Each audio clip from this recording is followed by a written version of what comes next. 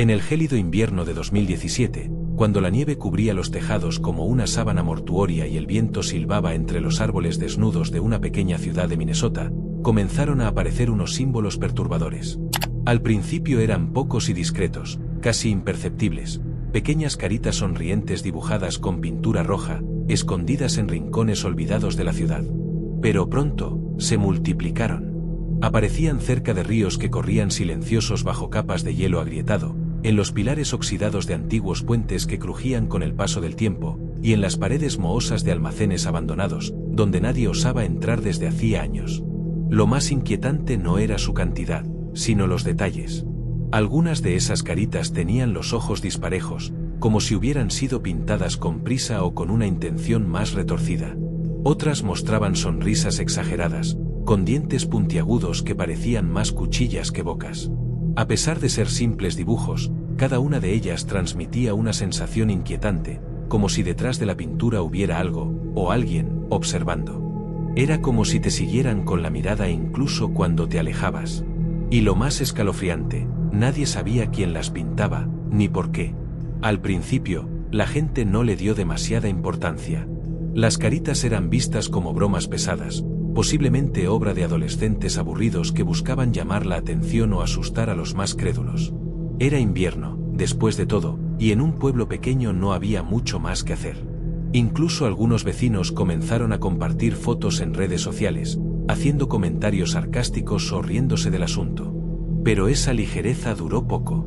Poco a poco, algo oscuro comenzó a envolver la ciudad. Empezaron a desaparecer personas, casi siempre jóvenes. Estudiantes universitarios, trabajadores nocturnos, chicos y chicas que habían estado saliendo de bares, fiestas o reuniones cerca del río, en zonas mal iluminadas. Todos ellos tenían algo en común. La última vez que fueron vistos, estaban cerca del agua, y nunca regresaron a casa. Los cuerpos eran encontrados días o incluso semanas después, cuando el hielo cedía o el nivel del río bajaba. Algunos estaban flotando, otros atrapados entre ramas o arrastrados hasta canales de desagüe. Lo más macabro era que cerca de cada escena, ya fuera un muelle, un puente o una orilla embarrada, siempre había una carita sonriente pintada. A veces, estaba en una piedra, otras, en una señal oxidada o en la base del puente. Siempre reciente, siempre con la pintura aún húmeda, como si alguien supiera exactamente cuándo y dónde buscar. Y así, el pueblo dejó de reírse. La sonrisa pintada, antes ridícula, ahora era un presagio de muerte. La policía, aferrada a la versión más cómoda, descartó cualquier conexión entre las muertes. Argumentaron que se trataba de accidentes desafortunados, jóvenes bajo los efectos del alcohol, resbalones cerca del agua, hipotermia. Nada fuera de lo común. Las caritas sonrientes eran, según ellos, una simple coincidencia. Grafitis de mal gusto, sin relación alguna con las tragedias. Esa postura oficial fue suficiente para calmar a algunos, pero no a todos.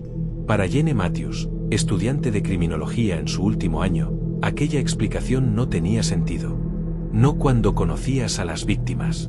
No cuando una de ellas había sido su mejor amigo desde la infancia, Eric Morales. Eric era responsable, serio, incluso algo paranoico.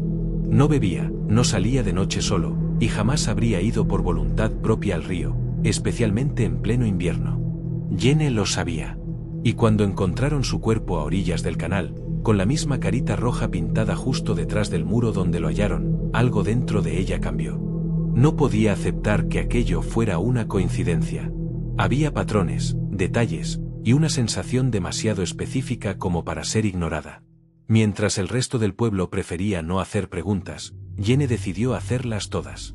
Iba a investigar por su cuenta, aunque tuviera que enfrentarse sola a lo que fuera que se escondía tras esas sonrisas macabras. Obsesionada por descubrir la verdad, Jenny se sumergió en una investigación que la llevó al límite. Pasaba noches enteras revisando cámaras de seguridad de calles cercanas a los lugares donde habían ocurrido las desapariciones. Consiguió acceso a grabaciones municipales, cámaras de tiendas cercanas, incluso de residencias privadas gracias a contactos universitarios y favores que no dudó en cobrar. Lo que encontró fue inquietante.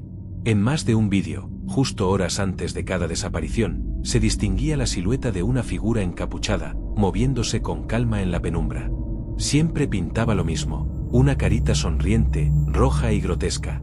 Lo hacía en silencio, sin mirar a su alrededor, como si supiera que no había nadie observando, o como si no le importara. Nunca se le veía el rostro. A veces, la cámara captaba apenas una sombra encorvada, otras, una figura erguida que se desvanecía entre la niebla o detrás de un árbol. Y en todos los casos, la pintura aún estaba fresca cuando los cuerpos eran encontrados. Pero eso no fue todo. Jenny también se adentró en los rincones más oscuros de Internet, en foros ocultos, hilos de teorías conspirativas, blogs de desaparecidos y salas de chat privadas donde hablaban en susurros digitales sobre el que sonríe antes de que el agua lo lleve. Algunos usuarios afirmaban haber visto al encapuchado años atrás, en otras ciudades. Otros hablaban de un culto, de un rito, de una entidad que dejaba su firma antes de arrebatarte. Jenny también revisó registros de llamadas. Entre las últimas comunicaciones de algunas víctimas, encontró números desconocidos, llamadas de pocos segundos, muchas de ellas realizadas en la madrugada, y todas trazadas cerca del mismo radio, el río. Cada pieza encajaba en un rompecabezas que nadie más quería armar. Algo, o alguien, estaba detrás de esas muertes, dejando una marca que parecía burlarse de todos, una sonrisa pintada, justo antes del silencio. Una noche particularmente silenciosa, con la nieve acumulándose pesadamente en los alféizares y un apagón parcial que había dejado varias calles a oscuras, Jenny se encontraba sola en su apartamento, repasando obsesivamente sus notas y grabaciones. Estaba agotada, al borde del colapso. Apenas comía, apenas dormía. La investigación se había convertido en su vida. El mundo exterior ya no importaba. Fue entonces cuando su teléfono vibró con una notificación, un número desconocido. Sin mensaje, sin palabras. Solo una imagen adjunta. Al abrirla, el corazón se le detuvo por un segundo. Era su propio espejo del baño, con una carita sonriente pintada en rojo. No una imagen descargada de internet, no una foto genérica. Era su baño. Su casa. Su reflejo aún podía distinguirse borrosamente en la esquina de la fotografía.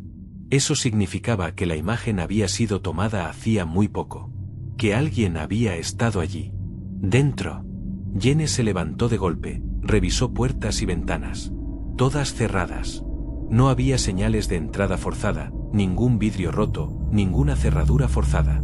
Pero el espejo ahora tenía la sonrisa. No era una broma, no era digital. Estaba allí, frente a ella. Goteando.